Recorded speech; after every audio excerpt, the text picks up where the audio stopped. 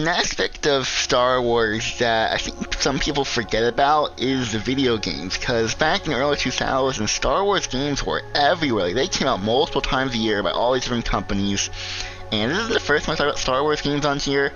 Obviously not, but I kind of feel like people have sort of forgotten about Star Wars video games, and people are sort of forgetting that there is a Star Wars game coming out, which is Outlaws, but no one's really talking about it, because who knows when that's coming out. I think it's coming out next year, I think. I haven't really been keeping up with it, because I just don't care. Maybe that's the problem. Like, there isn't really a lot of news relating to Star Wars games, and I feel like, because, like I said, there was a point where that was a big topic, even more recent years, was the Battlefront games.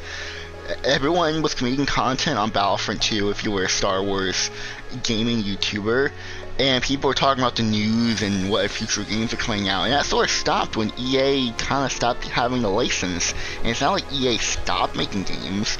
Jedi Survivor is a great game. They're making a third game in that franchise that's being made, but other than that, they have nothing. They're not gonna make a Squadrons 2, or maybe they should make it a Battlefront 3, but that's too much to ask for a greedy company. But that's too much to ask, so they're not gonna make it. And so what we have left, all the other companies that take a real long time to make games, because games take a long time to make. I understand that, but maybe this is just a little low in the time, because maybe once these other companies at Disney and Lucasfilm make contracts too for these studios to make games, maybe that will sort of like, we'll get like a schedule, we'll get like more games coming out per year in the next couple of years. Like maybe in 2025, 2026, maybe we'll see more Star Wars games coming out, and that'll be this cycle.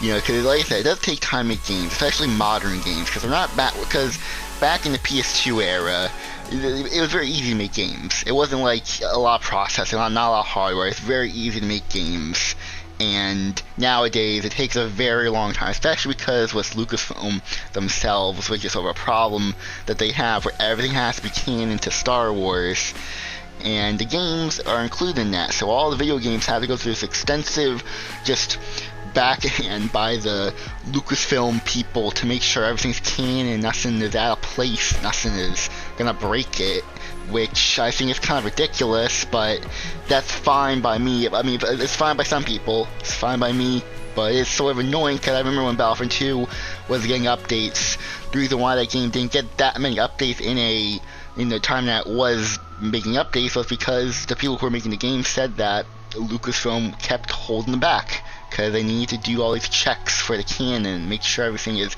accurate to the universe. These cosmetic updates and these map updates that were in Battlefront 2. So that's why there was only like one update per month, because they wanted to do more, from what I could tell, but they couldn't.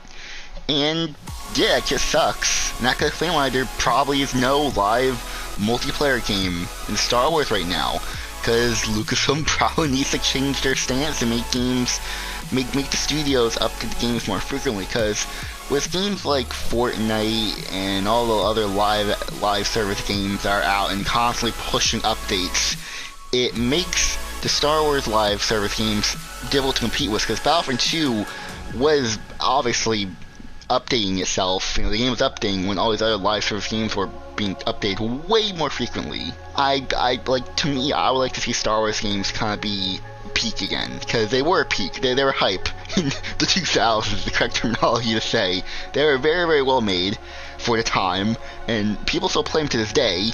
Like a Star Wars, the Battlefront, OG Battlefront games, like the Knights of the Old Republic. Like there's so many, like the Republic Trooper game.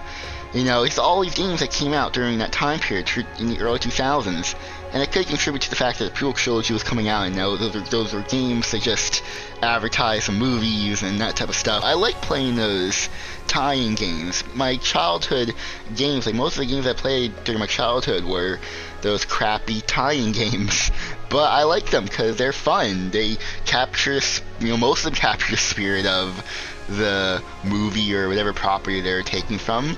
Some of them aren't, but that's what makes it fun, and you don't see it anymore. Well, I guess in more recent years we have with the Kong game and the Gollum game, but those are bad. But those weren't, like, that wasn't normal back then.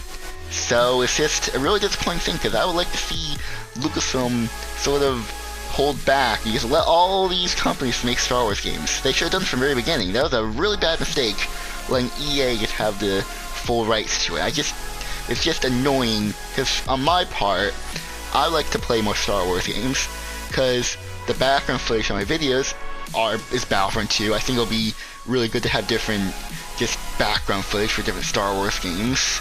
And I could technically do that with the games from back in the day, but I like to use more modern games. I think to wrap things up, I think we are in a lull for Star Wars games, but I don't think it's a bad thing, because we know there are other games coming out in the future. I'm just saying, I feel like once a couple Star Wars games start releasing, I think we're going to have a cycle, we're going to get a game per year. That's what I want. The ideal thing that I want is I want a Star Wars game every year in different qualities, different genres. Like, you can have an open world game, Outlaws, gonna be an open world game. If that's coming in 2024, great. Next year, in 2025, another Star Wars game come out in a completely different genre, different company. Then 2026, same thing, and so on and so forth. If that's a cycle, that's a cycle that I want to happen. But could that happen? Is the question. Because I think a problem that could arise is, what stories do you tell in these video games? That's up to them. I think that would be a great idea to have a Star Wars game coming out once a year. That seems fair. I think everyone will say that's a fair deal, because you're keeping the Star Wars gaming life alive, because most people played Star Wars games in the early 2000s, and in the 2010s with the Battlefront games, it sort of revitalized it, and now it's sort of back where we were at square one, where no one really cares about it, which is sad, because most people love the Star Wars games, whatever they may be, because there's so many, and a lot of them are childhoods, and we want to see that continue for the next generation of kids playing these games. But what do you think? 'Cause I'm gonna go now. If you guys enjoyed, hit like button, subscribe. I'm going now, so goodbye everyone.